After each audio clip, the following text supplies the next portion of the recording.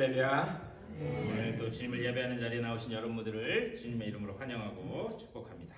오늘 찬양하면서 은혜의 자리로 나아가도록 하겠습니다. 우리 다 같이 힘있게 기쁘게 찬송하겠습니다.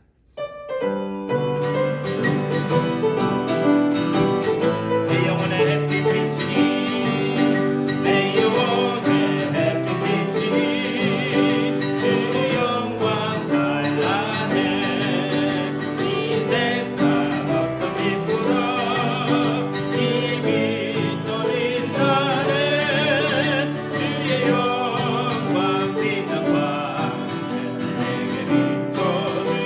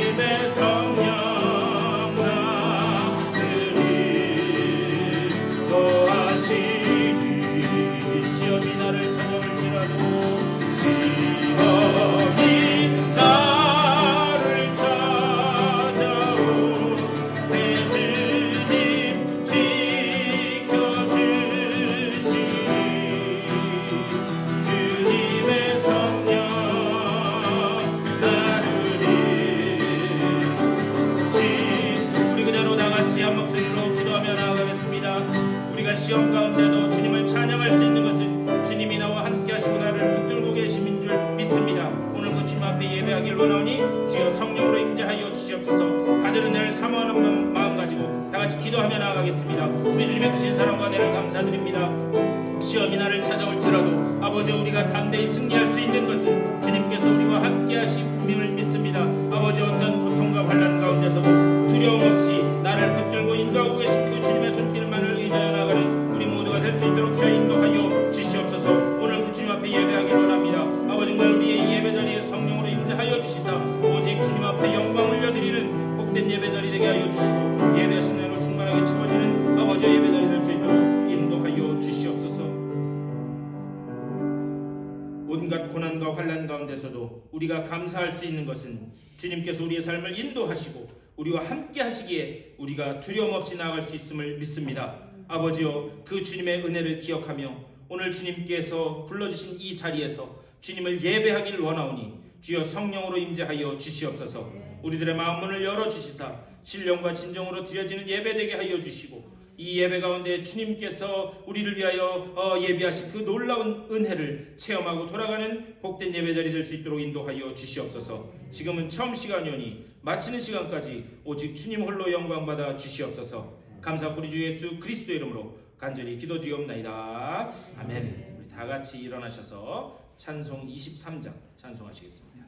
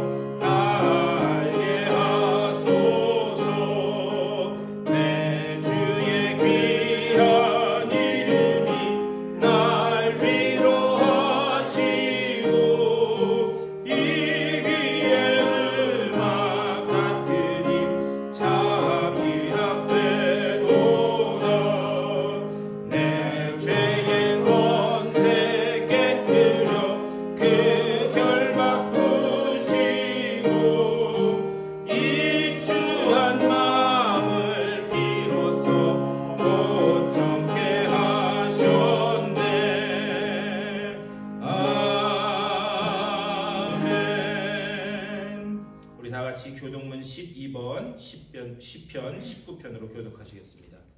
하늘이 하나님의 영광을 선포하고 궁창이 그의 소중하신 일을 나타내는도다. 날은 날에게 말하고 밤은 밤에게 지식을 전하니 언어도 없고 말씀도 없으며 들리는 소리도 없으나 그의 술과 온 땅에 행하고 그의 말씀이 세상 끝까지 이르리로다. 여호와의 율법은 완전하여 영혼을 소성시키며 여호와의 말씀은 성실하여 온유한 자를 지혜롭게 하며 여호와의 교훈은 정직하여 마음을 기쁘게 하고 여호와의 계명은 순결하여 눈을 밝게 하시도다. 여호와를 경외하는 도는 정결하여 영원까지 이루고 여호와의 법도 진실하여 다 이루리니 다같이 금 곧 많은 순금보다 더 사모할 것이며 꿀과 송이꿀보다 더 달도다. 아멘. 사도신경으로 우리 신앙을 고백하겠습니다. 전능하사 천지를 만드신 하나님 아버지를 내가 믿사오며 그 외아들 우리 주 예수 그리스도를 믿사오니 이는 성령으로 잉태하사 동정녀 마리아에게 낳으시고 본디오 빌라도에게 고난을 받으사 십자가에 못 박혀 죽으시고 장사한 지 사흘 만에 죽은 자 가운데서 다시 살아나시며 하늘에 오르사 전능하신 하나님 우편에 앉아 계시다가 저리로서 산자와 죽은 자를 심판하러 오시리라.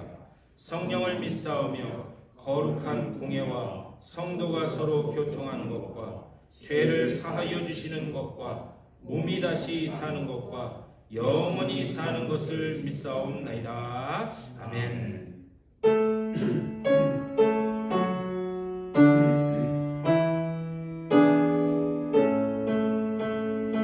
성소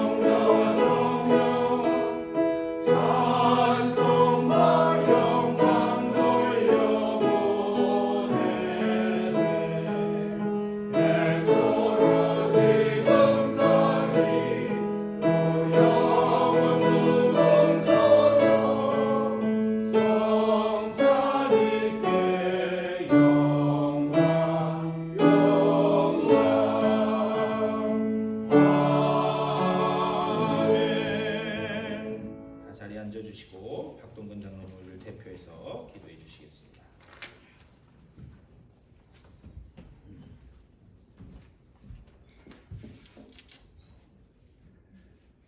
천지 만물을 창조하시고 주관하시는 하나님 아버지께 감사와 찬송과 영광을 올려드립니다. 우리의 예배를 받아 주시옵소서.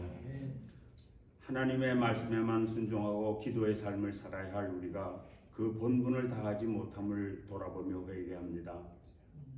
우리의 연약함을 불쌍히 보시고 용서하여 주시옵소서. 지난 한 해 동안도 하나님께서 우리에게 크신 은혜로 함께하사 새 성전에서 예배를 드리며 날로 믿음의 성장을 계속하게 하시니 또 교인 총회를 통하여 이를 기념하며 기쁨을 나누게 하시니 감사합니다. 이제부터는 예수님을 믿지 않는 많은 우리 이웃의 심령들에게 복음을 전할 우리의 사명을 잘 감당할 수 있도록 도와주시기를 간구합니다. 언약에 신실하신 하나님만을 의지하오니 부흥의 속도가 늦더라도 좌절하지 않고 담대하며 교만하지 않고 주님의 영광만을 위하여 매진할 수 있도록 인내와 능력을 허락하여 주시옵소서. 우리 믿음의 식구들 가운데 육신의 연약함으로 어려움을 겪는 성도들이 있습니다. 하나님의 능력의 손길로 속히 회복될 수 있기를 간구합니다. 여러 가지 기도의 제목들을 가지고 주님 앞에 나온 모든 성도들에게 하나님이 위로하여 주시고 응답하여 주시기를 간구합니다. 오늘 단 위에 세우신 담임 목사님을 통하여 선포되는 하나님의 말씀이 하나님께는 큰 영광이 되게 하시고 우리 모두에게는 은혜가 넘쳐서 말씀대로 실천하며 하나님을 기쁘시게 하는 복된 삶을 살 수 있도록 인도하여 주시옵소서. 모든 영광을 오직 하나님께만 올려드리며 예수 그리스도의 이름으로 기도드리옵나이다. 아멘.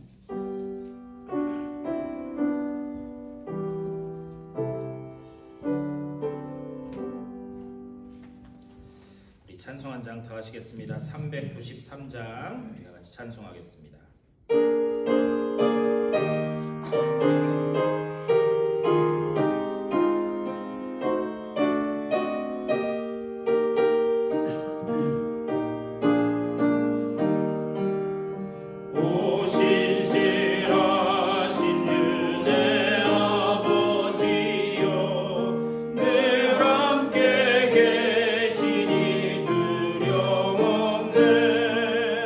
그 사랑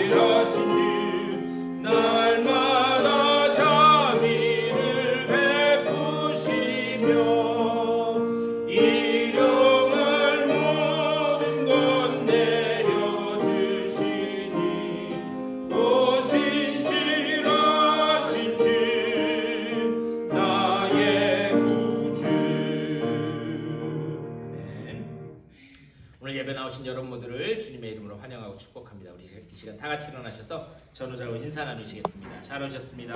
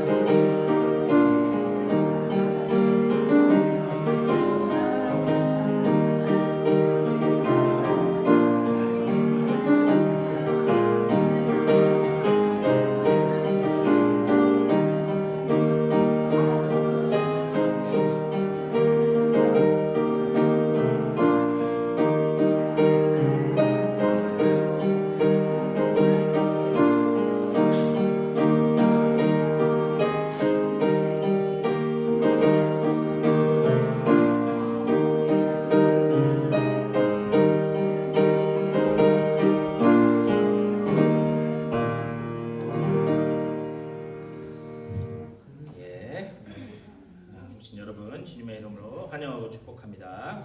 우리 특별히 아프신 분들도 많고 또 수술 후에 회복하시는 분들도 있고 우리 조정래 집사님도 풀 뽑으시고 허리 아프셔가지고 그러셨는데 많이 회복되셨다고 해요. 우리 아픈 분들 위해서 최철자 원사님 그 부근 되시는 조지 성도님도 잘 회복하고 계신다고. 근데 이제 오늘 돌보시느라고 오신다고 했는데 아프신 분들 또 출타 중에 계신 분들 위해서 계속 기도 부탁드립니다. 우리 지난주에 있었던 교인총회는 여러분들 잘 보신 것처럼 은혜 중에 잘 마쳤습니다. 이제 또 내년을 우리 바라보면서 내년에는 우리가 더욱더 성장할 수 있도록 하는 일에 힘써 주시기를 부탁드립니다. 오늘 그 말씀드린 대로 친교 후에 친교하면서 거기에 종이를 만들었는데 거기에 편하신 시간을 우선 써보시고 그거를 이렇게 이제 파악을 해서 같이 나아가실 수 있도록 하겠습니다. 그래서 일단 나눠드리면서 제가 설명을 드릴 테니까요. 전도하는 일에 우리는 그 목적으로 부름받은 줄 믿습니다. 생명을 전도하고 구원하는 일에 우리 부름받았으니까 그 일에 동참해 주시기를 부탁드립니다. 그리고 이제 3주 후에 2주 후죠. 2주 후에 다음 주에 추수감사 주일입니다. 우리 미리 기도하시면서 지난 한 해를 되돌아보고 또 주님이 베풀어 주신 은혜를 기억하면서 미리 기도로 준비된 그런 감사절이 될 수 있도록 해주시기를 부탁드립니다. 우리 하나님의 말씀 보시겠습니다. 오늘 우리에게 주시는 하나님 귀한 말씀은 구약성경 시편 30편 4절부터 7절까지 그리고 11절과 12절 말씀입니다. 구약성경 시편 30편 4절부터 7절 그리고 11절과 12절 말씀입니다. 우리 화면을 보시면서 우리 다 같이 한 절씩 교독하겠습니다.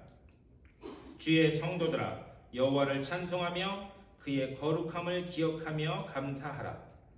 그의 영광을 찬송하며 그의 의로운 평생이다. 저녁에는 기쁨이 있을지라도 아침에는 기쁨이 이르리라. 내가 형통할 때에 말하기를 영원히 흔들리지 아니하리라 하였도다. 여호와여 주의 은혜로 나를 산같이 굳게 세우셨으니 주의 얼굴을 보시매 내가 감심하였나이다. 11절 말씀입니다. 주께서 나의 슬픔이 변하여 내게 춤이 되게 하시며 나의 베옷을 벗기고 기쁨으로 띠띠우셨나이다. 이는 장관하지 아니하고 내 영광으로 주를 찬송하게 하시니 여호와 나의 하나님이여 내가 주께 영원히 감사하리이다. 아멘. 오늘 우리에게 주시는 하나님의 귀한 말씀입니다. 오늘도 주님이 주시는 놀라운 은혜로 충만하게 채워지시기를 축복합니다. 우리 아까 말씀드린 것처럼 다음 주는 이제 추수감사 주일입니다. 11월 23일입니다.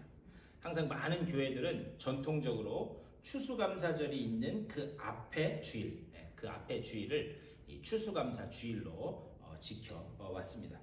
그리고 이제 교회 그 절기가 있는데요. 교회도 여러 가지 절기가 있는데 교회 절기 중에서도 이 11월 달은 감사의 달입니다. 그러니까 11월 달은 우리가 지난 한 해 동안 우리에게 베풀어 주신 그 은혜를 감사하면서 또 하나님 앞에 영광 올려드리는 그런 달입니다. 우리 지난 한 해 여러분의 삶 가운데 그리고 가정 가운데 하시는 일 가운데 하나님이 부어주셨던 그 은혜를 기억하면서 특별히 하나님 앞에 기도로 준비하고 또 하나님 앞에 영광을 올려드리는 그런 감사의 절기가 되실 수 있게 되기를 주님의 이름으로 간절히 축원합니다. 네, 그래서 우리 이제 앞으로 한 추수감사 주일까지 한 3주 정도 이제 오늘을 포함해서 3주 정도 되는데요. 우리가 감사라고 하는 것이 무엇이고 우리가 어떤 것을 가지고 하나님 앞에 감사드릴 것인가 그 감사의 본질에 대해서 좀 말씀을 나눴으면 좋겠습니다. 그래서 오늘 첫 번째 시간으로 우리가 회복해야 될 감사의 본질이 뭔가 그것을 좀 말씀을 생각해 보겠습니다. 오늘 우리가 시편 30편 말씀 읽었는데요. 여러분이 가진 그 성경책도 이렇게 보시면 시편 각 그 장마다 이 제목이 붙어 있어요. 그래서 제목이 붙어 있어서 이 제목을 통해서 누가 기록했는지 그리고 어떤 상황에서 이 시편이 불리워지게 되었는지 그것을 알 수가 있습니다. 우리는 지금 이 시편을 글자로 읽고 있지만 사실 이 시편마다 곡조가 다 있어요. 그러니까 곡조가 있어서 이 유대인들은 여기에 곡조를 붙여서 이 시편 말씀을 이렇게 읽기 시작했습니다. 근데 여러분 가진 그 성경책은 어떻게 써 있는지 모르겠는데요. 제가 가진 성경책에는 뭐라고 써 있냐면 다윗의 시 곧 성전 낙성가라고 그렇게 쓰여 있습니다. 여러분 성경책은 어떻게 기록되어 있는지 모르겠어요. 다시 말하면 다윗의 시 곧 성전 낙성가 이 이야기는 뭐냐? 다윗이 지은 시편이다라고 하는 말이에요. 다윗이 지은 시편이다. 근데 여기까지는 괜찮아요. 근데 문제는 뭐냐? 성전 낙성가라고 문제가 이 제목이 붙어 있는데 문제가 있는 거예요. 죄송합니다. 제가 눈썹이 빠져서 눈을 찔러가지고 눈물이 앞을 가리네. 예. 죄송합니다. 근데 성전 낙성가, 이 낙성가라고 하는 것은 뭐냐면 성전을 지은 후에 하나님 앞에 봉헌하는데 하나님 앞에 봉헌하면서 불렀던 시편의 찬송이다라고 하는 말이에요. 아니면 최소한 성전을 지었을 때는 아닐지라도 성전을 아주 크게 재건하고 하나님 앞에 드릴 때 이 부르는 시편이 낙성가라고 하는 그런 말입니다. 그러니까 시편 30편은 뭐냐? 성전을 건축한 후에 부른 찬양이다라고 하는 그런 이야기예요. 근데 문제가 뭐냐? 여러분 다윗이 성전을 건축한 적이 있나요? 아니 성전 건축은 둘째치고라도 성전을 수리한 적이라도 있나요? 없죠. 네. 그런데 왜 여기에 성전 낙성가, 성전을 건축하고 하나님 앞에 드릴 때 부르는 찬양이라고 그렇게 되어 있는가? 이것을 알려면은요, 우리가 좀 역사적인 배경을 좀 알아야 됩니다. 이 주전 168년에 이 시리아 쪽에 에피파네스라고 하는 왕이 있었어요. 그런데 그 왕이 이 이스라엘 나라를 공격해 들어옵니다. 그래서 이스라엘 나라를 공격해 딱 들어와서 제일 먼저 한 게 뭐냐? 포위해서 예루살렘을 무너뜨린 다음에 그 다음에 성전으로 쳐들어가요. 그래서 성전에 쳐들어가서 그 성전에 있는 모든 성전 기구들부터 시작해서 그것을 다 무너뜨립니다. 그리고 거기다가 뭘 세우느냐? 자신들이 믿는 신상을 예루살렘 그 성전 안에다가 이렇게 세워놓게 돼요. 그런데 그 예루살렘 성전 안에다가 신상을 세우는 그것뿐만이 아니라 거기다가 또 뭘 하느냐? 하나님 앞에 제사 드리는 그 제단 위에다가 유대인들이 제일 싫어하는 동물이 뭔지 아세요, 여러분? 돼지. 네, 잘 아시면서 돼지를 잡아다가 거기에서 제사를 드려요. 그러니까는 이게 얼마나 유대인들에게는 치욕적인 그런 모습이었는지 알 수가 없습니다. 그래서 그런 모습을 보다가 도저히 참다 못한 사람들이 뭉치기 시작했어요. 그리고 주전 168년, 그러니까 4년 후에 마카비라고 하는 사람이 일어납니다. 여러분 혹시 이름 들어보셨는지 모르겠어요. 이 마카비 항전이라고 이야기하는데 마카비라고 하는 사람이 일어나서 그래서 그 사람이 이 예루살렘이라고 하는 이 도시를 이렇게 다시 탈환하게 됩니다. 그리고 그것을 탈환한 다음에 이방인들이 들어와 있었으니까 거기 뭐 신상도 있고 돼지를 제사 드렸던 제단도 있고 이런 거 할 거 아니에요? 그래서 그것을 다 싹 허물어버리고 새롭게 성전을 짓습니다. 그리고 그 성전을 지은 다음에 그 다음에 어떤 시편의 찬양으로 하나님 앞에 이 봉헌하면서 하나님 앞에 드리면서 찬양을 부를까 하다가 선택된 그 시편이 바로 이 시편 30편 말씀이에요. 그래서 다윗이 지은 시가 맞아요. 그런데 이것을 성전 낙성가라고 부를 수 있는 이유는 그러한 역사적인 그런 백그라운드가 있다. 그러니까 다윗이 지은 것도 맞고 성전 낙성가도 맞다라고 하는 그런 말씀이에요. 그러니까 이런 역사를 알면 우리가 오늘 이 시편 30편 말씀을 통해서 하나님이 우리에게 하시고자 하는 말씀이 뭔가 그것을 우리가 잘 알 수 있습니다. 오늘 이제 이 말씀을 보면서 다윗이 어떠한 이유로 하나님 앞에 감사하는지 그 이유를 하나하나 한번 뜯어서 봤으면 좋겠어요. 우리가 읽지는 않았지만 30편 1절에서 이렇게 말씀합니다. 우리 화면을 보시면서 시편 30편 1절 다 같이 읽겠습니다. 시작. 여호와여 주께서 나를 끌어내사 내 원수로 하여금 나로 말미암아 기뻐하지 못하게 하심이니이다. 아멘. 여러분들 잘 아시는 것처럼 다윗은 그 일생 동안 그 일생을 보면요 늘 원수에 쫓겨다녔었어요. 그래서 그 원수의 장인인 사울에 의해서 왕이 된 후에는 물론 그의 죄악 때문이기는 하지만 그 죄악의 그 원인 때문에 그런 일을 겪게 됐지만 그 아들 압살롬, 이름도 압살롬이에요. 압살롬이죠. 네. 압살롬에 의해서 쫓겨다니고 늘 원수의 그런 그 공격 앞에 쫓겨다니는 그런 삶을 살았습니다. 그러면서 광야의 비참한 그런 생활들을 경험하게 돼요. 그리고 한 번은 또 이 자신의 적국인 블레셋에 가서 미친 척까지 하는 그런 일을 겪게 됩니다. 그런데 다윗은 이런 환난과 역경 속에서 항상 하나님의 그 구원하시는 손길, 원수들이 자기를 압제할지라도 그 구원하시는 손길을 통해서 거기에서 건진받는 그런 체험을 하게 됩니다. 그것을 2절에서 무엇라고 이야기하는가? 나를 고치셨나이다 라고 표현하고 있어요. 나를 고치셨나이다. 그러니까 나를 고치셨다 이 표현을 보면 그가 어디 병들었다가 나았나 보다 이렇게 오해할 수도 있는데 여러분 한번 가만히 생각해 보세요. 우리가요 마음의 병도 고침받아야 되는 줄 믿습니다. 네. 우리의 그 가정의 비틀어진 모습도 고침받아야 되는 줄 믿습니다. 네. 우리의 삶도 무언가 뒤틀려 있다면 그 고침받아야 돼요. 그러니까 그런 것들을 다 총칭해서 나를 고치셨나이다 이렇게 지금 말씀하고 있는 거예요. 그런데 이런 상황에서 그가 어떻게 그런 원수가 압제하고 뒤틀려진 그 삶 가운데 어떻게 그가 구원받을 수 있었는가? 고침받을 수 있었는가? 2절 말씀. 2절에서 이렇게 말씀합니다. 여호와 내 하나님이여 내가 주께 부르짖음에 나를 고치셨나이다 이렇게 말씀하고 있어요. 다윗은요 원수들이 자신을 대적하는 그 상황 가운데서 여러 가지 그런 어두운 상황을 부딪혔을 때마다 그냥 단순하게 하나님 앞에 부르짖었다. 하나님 앞에 부르짖었다. 그 이야기를 하고 있는 거예요. 그리고 그렇게 하나님 앞에 부르짖으니 하나님이 나를 고치시고 나를 구원하셨다. 그렇게 이야기하고 있습니다.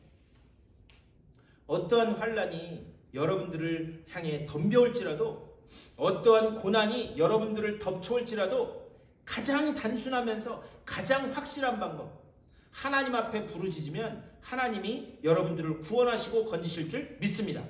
이게요 그냥 우리가 귀에 못이 박히도록 들리는 그런 말씀이어야 돼요. 이게 어떻게 보면 가장 단순하고 가장 무책임한 이야기 같지만 우리가 십자가 앞에 무릎 꿇을 때 하나님이 반드시 여러분들을 구원하실 줄 믿습니다. 그래서 제가 여러 번 말씀드렸어요. 우리는요 넘어지더라도 어디 앞으로 넘어져야 된다? 십자가 앞으로. 여러분 넘어지시더라도 십자가 앞으로 넘어지실 수 있게 되기를 주님의 이름으로 간절히 축원합니다. 다윗은 지금 그것을 고백하고 있는 거예요. 이렇게 다윗은 자신의 개인적인 차원, 원수들이 나를 압제해올 때 내가 하나님 앞에 부르짖었더니 나를 건지시고 고치시고 구원하셨다. 개인적인 차원의 감사를 하나님 앞에 올려드립니다. 그리고 난 다음에 4절에서 이렇게 말씀해요. 오늘 우리가 읽은 말씀 4절 다 같이 한 목소리로 읽겠습니다. 시작. 그의 성도들아 여호와를 찬송하며 그의 거룩함을 기억하며 감사하라. 아멘. 여기서 주의 성도들아 라고 그렇게 부르고 있어요. 이거 주의 성도들아 이건 뭐냐? 다윗이 속한 공동체, 다시 말하면 온 이스라엘을 향해서 지금 말씀하는 거예요. 그러니까 첫 번째는 개인적인 구원의 차원을 경험한 후에 그것을 가지고 하나님 앞에 감사했다면 그것이 어디로 퍼져나가야 되는가? 그것이 자기가 속한 공동체로 퍼져나가야 된다라고 하는 사실이에요. 저는요, 여러분 한 분 한 분이 가지고 계신 그 찬양과 감사와 기쁨이 여러분들 주변을 둘러싸고 있는 공동체에 다 퍼지실 수 있게 되기를 주님의 이름으로 간절히 축원합니다. 네, 그러니까요, 여러분들 혼자서만 희죽희죽 그렇게 웃지 마시고요, 옆분들 보시면서 한번 이렇게 싹 여러분들이 가지고 계신 그 감사와 찬양을 좀 보여주셨으면 좋겠어요. 한번 옆에 있는 분들을 보면서 쓱 한번 웃어보세요. 웃을 일이 없으세요? 하나님이 구원하신 것만 해도 감사하지. 그게 옆으로 퍼져나가야 된다는 거예요. 여러분들 혹시 들어보신 분들도 계실 텐데 크리스마스 휴전이라고 하는 그런 역사적인 실제 있었던 일들이 있어요. 그게 뭐냐? 1914년도 12월 24일 날 독일군하고 영국군하고 또 그 연합군하고 제1차 세계대전이 벌어졌어요. 근데 그때는 크리스마스 전이야. 크리스마스 이브에. 그래서 그 추운 날씨에서 서로 참호를 파고 서로 두 군대가 양측에 대치하고 있었습니다. 그런데 그렇게 대치하고 있던 그 순간 어느 쪽에서 그랬는지는 알 수 없지만 한 사람이 고요한 밤 거룩한 밤을 부르기 시작했어요. 그래서 고요한 밤 거룩한 밤 한 사람이 부르기 시작하자 그 추운 바람이 쌩쌩 부는 그 이 차가운 전장에서 옆에 있는 전우가 같이 부르기 시작했습니다. 그러자 그게 한 사람 두 사람에게 퍼져나가게 되고 결국 어떻게 됐는가? 독일군, 영국군, 프랑스군 할 것 없이 그 참혹한 전쟁의 현장에서 고요한 밤 거룩한 밤 찬양이 흘러나왔다는 거예요. 근데 더 놀라운 사실은 뭐냐? 그 중에 한 병사가 하얀 긴 이 막대기에 하얀 천을 들고, 그거는 항복하거나 할 얘기 있다는 얘기잖아요. 들고 참호 바깥으로 나왔어요. 그런 다음에 외치기 시작합니다. 내가 어렸을 때부터 크리스마스가 되면 내 부모님이 항상 나에게 선물을 주셨는데 오늘은 크리스마스 전야이고 내일은 크리스마스입니다. 그러니 우리가 가지고 있는 것 중에 당신에게 선물을 주기를 원합니다. 그러면서 캔디하고 초콜릿을 이 천보자기에 싸서 반대편으로 던졌습니다. 반대편으로 던지자 그것을 받은 반대편 군대에서도 우리도 던집니다. 그러면서 선물을 던진 거예요. 여러분, 원래 참호를 파고 전쟁을 하면 수류탄과 총탄이 날아다녀야 돼요. 그런데 그날 저녁에는 선물과 사랑의 마음을 담은 그 선물 보자기가 날아다녔다라고 하는, 이게 실제적으로 일어났던 일입니다. 그 역사적으로 기록에 남은 일이에요. 뭐냐? 그 참혹한 현장에서도 하나님을 찬양하는 그 찬양이 그 상황을 이기는 놀라운 그런 감격으로 퍼질 수 있게 되었다라고 하는 사실입니다. 저는요, 여러분들이 받으신 하나님의 그 놀라운 은혜를 찬양으로 올려드림으로 인해서 그것이 여러분 가정에, 그리고 여러분을 둘러싸고 있는 그 공동체 안에 퍼지실 수 있게 되기를 주님의 이름으로 간절히 축원합니다. 그러니까 개인의 구원의 감사가 공동체의 그 감사로 퍼져나가야 된다. 그러면서 4절에서 뭐라고 이야기하는가? 그의 거룩함을 기억하며 감사하라라고 말씀하고 있어요. 여기서 하나님의 거룩함을 기억하고 감사하라라고 얘기해요. 여러분, 하나님은 어떤 분이죠? 하나님은 거룩한 분이에요. 거룩한 분. 그런데 하나님이 거룩한 분이라는 걸 우리는 너무나도 잘 알고 있어요. 근데 왜 그것을 기억하며 감사하라 이렇게 말씀하고 있는가? 제가 이것도 예전에 말씀드린 적이 있는데요. 거룩이라고 하면 우리는 흔히 어떻게 생각하는가? 새벽기도 빠지지 않고 주일 예배 빠지지 않고 늘 기도하고, 여러분처럼 앉으면 뭐하고? 기도하고, 일어서면? 여러분처럼 우리는 그런 걸 거룩이라고 생각해요. 그런데 거룩의 개념은 그런 게 아닙니다. 하나님의 말씀이 이야기하는 거룩의 개념은요, 관계의 개념이에요. 관계의 개념. 그래서 그 관계의 개념을 가장 잘 설명하는 것이 뭐냐? 부부의 관계로 그 거룩을 말씀하고 있는 거예요. 특별히 레위기에서 내가 거룩하니 너희도 거룩하라 하나님 말씀하세요. 그러니까 내가 거룩하니 너희도 거룩하라. 그것은 무슨 말씀이냐? 부부의 관계에서요, 신랑은 누구만 보고 누구한테만 관심을 쏟아야 돼요? 옆집 김양한테 관심을 쏟아야 돼요? 아니죠. 신랑은 누구에게만? 신부에게만. 신부는 누구에게만? 신랑에게만 관심을 쏟아야 됩니다. 둘 사이에 어떠한 틈도 벌어지지 않고 아주 딱 붙어있는 그 상태가 돼야 된다. 그것을 거룩이라고 이야기하는 거예요. 다른 것에 한눈을 팔면 그것은 거룩한 것이 아니다라고 하는 사실입니다. 다시 말하면 하나님의 거룩이라고 하는 것은 무엇인가? 하나님은 단 한 번도 우리라고 하는 존재 외에 다른 곳에 한눈 판 적이 없다라고 하는 사실이에요. 근데 문제는 항상 인간 쪽에서 다른 곳에 한눈을 파는데 문제가 있다라고 하는 사실입니다. 문제는 항상 인간에게 있었어요. 그래서 하나님의 말씀하시는 거룩, 내가 거룩하니 너희도 거룩하라. 그것은 무엇인가? 하나님은 한 번도 우리들을 향해서, 나는 한 번도 너희를 향해서 한눈 팔고 눈 돌린 적이 없다. 너희를 향한 나의 마음을 접은 적이 없다라는 것을 말씀하고 있는 거예요. 이것을 기억하면서 감사하라라고 그렇게 말씀하고 있습니다. 믿습니까? 네. 하나님 한 번도 우리를 향해서 한눈 파신 적이 없다는 거예요. 그런데 시편 30편 전체를 통해서 보면요, 계속해서 반복되는 표현이 있어요. 뭐냐? 하나님을 찬송하라. 그러니까 찬송하라라고 하는 표현하고 감사하라라고 하는 표현이 두 개가 계속 교차돼서 나옵니다. 시편 30편을 한번 처음부터 끝까지 쭉 읽어보셨으면 좋겠어요. 하나님을 찬송하라, 하나님께 감사하라. 사실 성경 전체를 보면은요, 찬송하라와 감사하라라고 하는 그거는 동일한 개념이에요. 이 어원적으로도 비슷합니다. 뭐냐? 여러분, 감사한 마음이 있으면 찬양이 저절로 나올 수밖에 없어요. 여러분 한번 가만히 생각해 보세요. 감사할 일이 있으면, 여러분 감사할 일이 있으면 내 나이가 어때서, 우리 박동근 장님 제일 좋아하시는 찬양인데, 내가 감사할 게 막 넘치는데, 하나님 앞에 감사할 게 넘치는데 내 나이가 어때서, 아니 그게 나쁘다는 게 아니에요. 유행가 부르겠어요? 아니죠. 감사할 게 있으면 주 하나님 지으신 모든 세계, 우리 찬양하지 않겠어요? 여러분 근데 가요도 불러야 돼요. 가끔가다 가요의 가사에 얼마나 은혜로운 가사들이 있는지 모르겠어요. 네. 돌아서면 이지리 또 이지리 립스틱 짙게 바르고, 우리가요 립스틱 짙게 바르고 주님을 향해서 맨날 돌아서는 게 우리 모습이라는 거예요. 우리는 어떻게 해야 되냐? 다시 주님 앞으로 돌아서는 존재가 돼야 됩니다. 그래서 유행과 가사도 중요한데요, 중요한 건 뭐냐? 우리 속에 감사한 마음이 있으면 찬양이 절로 나올 수밖에 없습니다. 그런데 그 찬양이 우리 속에서 어떤 상황에서든지 찬양이 나온다라고 하는 것은 그 마음의 중심에 무엇이 있는 건가? 하나님을 향한 감사의 마음이 있다는 거예요. 그러니까는 찬양과 감사, 이것은 항상 어떤 서로 다른 개념이 아니라 같은 개념이다, 이렇게 말씀드릴 수 있어요. 찬양과 감사, 이것은 같은 개념이다. 그러면서 이 다윗은 무엇라고 이야기하는가? 5절 말씀, 5절에서 이렇게 말씀합니다. 우리 5절도 다 같이 읽겠습니다. 시작. 그의 노염은 잠깐이요 그의 은총은 평생이로다. 여기는 울음이 깃들일지라도 아침에는 기쁨이 오리로다. 아멘. 여기서 노염이라고 해요. 노염.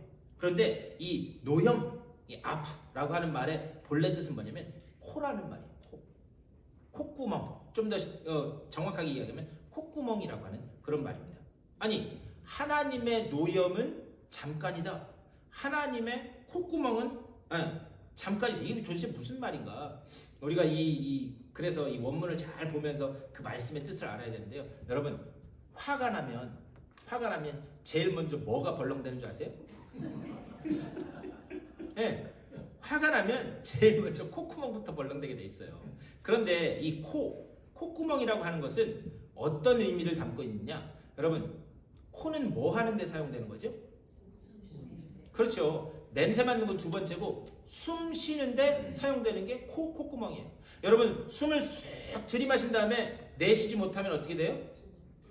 주님 앞에 가 있겠죠. 네. 코는 숨을 쉬는 그런 기능을 합니다. 그런데 하나님이 에덴 동산에서 인간을 창조하신 후에 진흙으로 딱 빚으셔서 그 코에 뭘 불어넣으셨다고요? 하나님의 루아흐, 하나님의 숨, 생기, 이걸 불어넣었다는 거예요. 그래서 그거를 불어넣자 인간이 어떤 존재가 되었다고요? 산 영이 되었다, 이렇게 말씀하고 있어요. 다시 말하면 하나님이 우리의 코에 숨을 불어넣어 주셨기 때문에 우리는 살아있는 존재가 되었다라고 하는 그 말씀이에요. 그런데 여기서 하나님의 노염이라고 하는 말은 뭐냐? 그 하나님의 노염, 콧구멍을 통해서 하나님의 숨, 생명, 이것이 들어가는 통로가 바로 코, 하나님의 노염이라고 하는 거예요.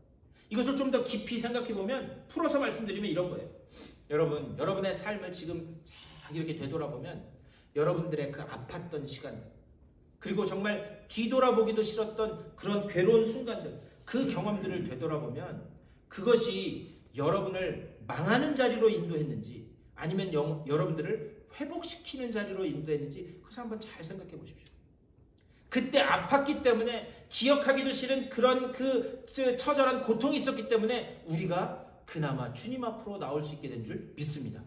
그때 그 기억 때문에 내가 조금이라도 주님 앞에 나오려고 하고, 그리고 조금이라도 주님 앞에 매달리고 주님 앞에 부르짖는, 다시 말하면 그 고통의 순간이 여러분들을 회복의 자리로 이끌었다라고 하는 사실이에요. 노염이라고 하는 것, 처음에는 그 하나님의 노여움이 내게 부딪혀올 때는 그게 하나님의 진노요, 하나님의 재앙인 줄 알았어요. 그런데 되돌아보니까 그 혹독하고 처절한 그 순간들을 통해서 내가 조금이라도 하나님을 생각하게 되고, 하나님, 정말 그 떨어져가는 그 한 가지 숨을 가지고도 하나님, 나 좀 살려주세요, 나 좀 도와주세요. 결국 그 재앙과 그리고 노여움처럼 느껴졌던 그것이 나를 회복시키고 나를 살리는 자리로 이끌어 왔다라고 하는 그런 사실입니다. 그리고 그것을 통해서 하나님의 은혜와 자비가 우리에게 들어올 수 있었다. 다시 말하면 하나님의 노여움이라고 하는 것은 우리를 망하게 하고 우리를 완전히 넘어지게 하는 것이 아니라 우리를 회복시키시고 하나님 앞에 나아가는, 은혜의 자리 앞으로 나아가게 하는 통로였다라고 하는 사실이에요. 그래서 하나님의 노여움, 이것은 잠깐이라는 거예요. 그러면서 그 뒤에서 뭐라고 그러냐? 그의 은총은 평생 이로다. 그 순간을 통해서 우리를 하나님의 은총의 자리로 이끌어 가신 줄 믿습니다. 지금 오전에 사는 이야기가 그거예요. 그러면서 다윗은 이렇게 고백해요. 6절 말씀, 우리 6절도 다 같이 읽겠습니다. 시작. 내가 형통할 때에 말하기를 영원히 흔들리지 아니하리라 하였도다. 다윗은 과거에 내가 영원히 흔들리지 않을 거야, 그렇게 이야기했다는 거예요. 그가 최고의 권력을 가지고 모든 것을 다 할 수 있을 그 자리에 앉았을 때 그는 뭐라고 외쳤는가? 이제 이 세상에 나를 흔들 사람은 아무도 없어, 그렇게 이야기했다는 거예요. 6절에서 말씀하는 형통, 내가 형통할 때에, 이 형통은 뭐냐? 인간적인 번영을 이야기하는 거예요. 하는 것마다 다 잘 되고 자녀들의 일도 술술술술 잘 풀리고 모든 것이 내 뜻대로 돌아가는 것 같을 때, 그때 이 세상에 이제 나를 흔들 수 있는 사람은 아무도 없다, 그렇게 이야기했다는 거예요. 그런데 다윗이 그때에 무엇을 경험하게 되는가? 7절 말씀 잘 들으시기 바랍니다. 여호와여, 주의 은혜로 나를 산같이 굳게 세우셨더니 주의 얼굴을 가리심에 내가 근심하였나이다. 무슨 이야기냐? 하나님이 얼굴을 가리셨더니 근심하게 되었다. 여러분, 인간의 삶은 참 간단해요. 뭐냐? 하나님이 한번 얼굴 돌리시면 끝장나는 게 사람 인생이다 라고 하는 사실이에요. 그렇기 때문에 찬송가 446장 주 음성 외에는 3절에서 뭐라고 이야기해요? 주 떠나가시면 내 생명 헛되네. 그러니까 주님이 얼굴을 돌리시면 우리가 무너지는, 망하는 자리로 갈 수밖에 없다라고 하는 사실입니다. 다윗은 무엇을 이야기하는 건가? 인생의 가장 어두운 바닥에서 그것을 느꼈다. 자기의 죄악 때문에 인생의 가장 어두운 바닥에 떨어졌을 때에 하나님이 자신을 외면하는 것처럼 고개를 돌리시니까, 예전에는 형통할 때는 이제 나 건드릴 사람 없어, 그렇게 얘기했지만, 주님이 얼굴을 돌리시면 아무것도 아닌 것이 바로 나라는 존재구나 라는 것을 그 인생의 가장 깊은 밑바닥에서 깨닫게 되었다 이야기하거든요. 하지만 하나님 그냥 얼굴을 돌리시고 그를 외면하신 것이 아니라 그가 다시 하나님 나 좀 살려주세요 부르짖을 때에 그를 구원하시고 그리고 그를 건지시는 그 구원의 손길을 내가 경험했다, 그렇게 고백합니다. 그래서 그것을 경험하고 나자 어떤 찬양의 고백을 하게 되는가? 그것이 오늘 읽은 11절과 12절 말씀입니다. 우리 11절 말씀 다 같이 읽겠습니다. 시작. 주께서 나의 슬픔이 변하여 내게 하시며 나의 베옷을 벗기고 기쁨으로 띠띠우셨나이다. 아멘. 여러분, 이 말씀을 오해하시면 안 돼요. 내가 겪고 있던 그 고통의 옷이 다 벗어지고 환란이 다 떠나갔기 때문에 그래서 내가 하나님 앞에 찬양하며 기뻐한다, 춤을 춘다, 그것을 이야기하는 게 아닙니다. 12절 말씀에 이렇게 말씀해요. 이는 잠잠하지 아니하고 내 영광으로 주를 찬송하게 하심이니 여호와 나의 하나님이여 내가 주께 영원히 감사하리이다. 무슨 말인가? 그의 감사의 본질이 달라졌다라고 하는 이야기예요. 과거에는 내가 누리는 것이 있고 무언가 손에 만져지는 것이 있으면 그러면 하나님 앞에 감사했다는 거예요. 그런데 11절에서 말씀하는 감사는 그것이 아닙니다. 조금만 흔들려도 없어질 그런 세상적인 것 때문에 내가 감사하는 것이 아니라 하나님 한 분만, 그 하나님이 인생의 저 깊은 밑바닥에 가봤더니 그때에 여전히 함께 하셨던 것을, 세상 사람들이 가족도 떠나고 다 친구들도 떠나도 여전히 그 자리에 나와 하나님이 함께 하셨다. 내 아버지 되신 하나님이 여전히 그 자리에 함께 하셨다. 그 사실을 깨닫는 거예요. 그러니 이제는 세상적인 것이 만져지는 것이 없을지라도 그 주님이 천지를 창조하신 아버지 되신 그 하나님이 나와 함께 하시면 됩니다 라고 하는 그 감사의 고백이 오늘 11절과 12절의 말씀을 통해서 터져나옵니다. 가장 중요한 것은 무엇인가? 우리가 감사할 수 있는 조건은, 그리고 우리가 반드시 깨닫고 회복해야 될 감사의 본질은 무엇인가? 천지를 창조하신 아버지께서, 그 하나님이 여러분의 아버지 되시고 여러분과 함께 하시는 줄 믿습니다. 그것을 가지고 감사하실 수 있는, 그래서 하나님이 내 아버지만 되시면 그것으로 됐습니다. 이 고백으로 나아가실 수 있게 됐으면 좋겠어요. 그래서 여러분이 가장 잘 아시는 말씀, 하박국 3장 17절과 18절 말씀입니다. 우리 이걸 한번 다 같이 이 단어 하나하나를 생각하면서 같이 한번 말씀을 읽었으면 좋겠어요. 시작. 비록 무화과나무가 무성치 못하며 포도나무에 열매가 없으며 감람나무에 소출이 없으며 밭에 식물이 없으며 우리의 양이 없으며 외양간에 소가 없을지라도 나는 여호와를 인하여 즐거워하며 나의 구원의 하나님을 인하여 기뻐하리로다. 아멘. 없고 한 상황 가운데서 여러분을 구원한 그 하나님, 그 하나님이 여러분의 아버지 되심을 믿고 온전히 감사하실 수 있는 그 단계까지 나가실 수 있게 되기를 주님의 이름으로 간절히 축원합니다. 이번 감사절에는 다른 감사의 조건들을 다 걷어내고 하나님 한 분만, 그 하나님이 내 아버지 되시고 내가 고통의 저 절망의 구렁텅이에 있을지라도 여전히 그곳에 함께 하시며 나를 건져내실 줄 믿습니다. 그 감사가 회복되는 복된 이 감사의 절기 다 되실 수 있게 되기를 주님의 이름으로 간절히 축원합니다. 기도하겠습니다. 비록 무화과나무가 무성치 못하고 포도나무에 열매가 없고 밭에 식물이 없고 우리의 양이 없을지라도 여호와 한 분만으로 인하여 즐거워하는 그 감사의 본질이 회복되는 우리 모두가 되게 하여 주시옵소서. 하나님이 우리를 붙들고 계시고 그리고 우리가 부르짖을 때에 우리를 향하여 얼굴을 돌려 우리를 구원해내실 거라고 하는 그 믿음 가운데서 세상적인 조건이 아니라 그 주님이 함께 하심이 온전히 감사의 그 조건으로 드려지는 복된 이 감사의 절기 될 수 있도록 주여 복내려 주시옵소서. 감사 우리 주 예수 그리스도의 이름으로 간절히 기도드리옵나이다. 아멘. 우리 다 같이 일어나셔서 준비하신 예물 하나님 앞에 봉헌하겠습니다.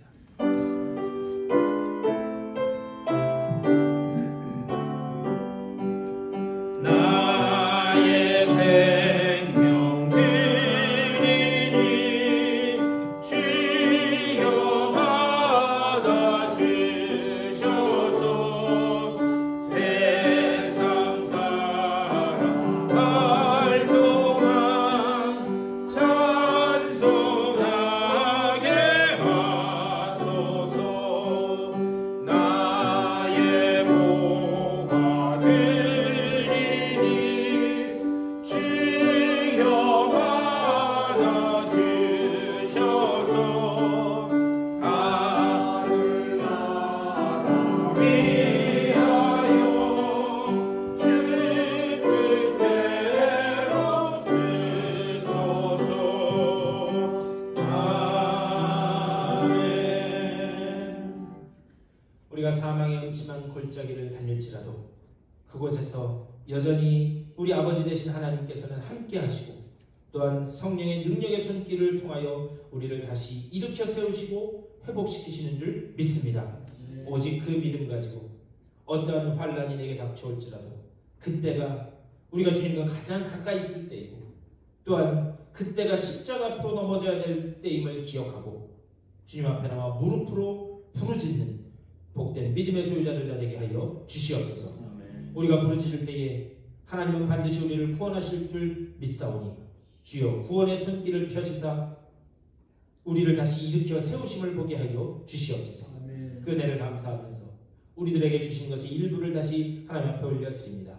이 예물 가운데 주님 복의 복을 더하여 주시고 오직 주님께서 풍성히 채우시는 그 은혜로 말미암아 주의 영광을 위하여 복되게 쓰임받는 저들의 삶이 될 수 있도록 저들의 가정과 자녀들이 될 수 있도록 인도하여 주시옵소서. 이 예물이 쓰여지는 곳마다 오직 주님의 이름만이 높이 올려지고 어둠은 물러가고 구원의 빛만 비춰지는 귀한 역사가 나타날 수 있도록 복내려 주시옵소서. 감사드리는 주 예수 그리스도의 이름으로 축복하며 간절히 기도드리옵나이다. 아멘.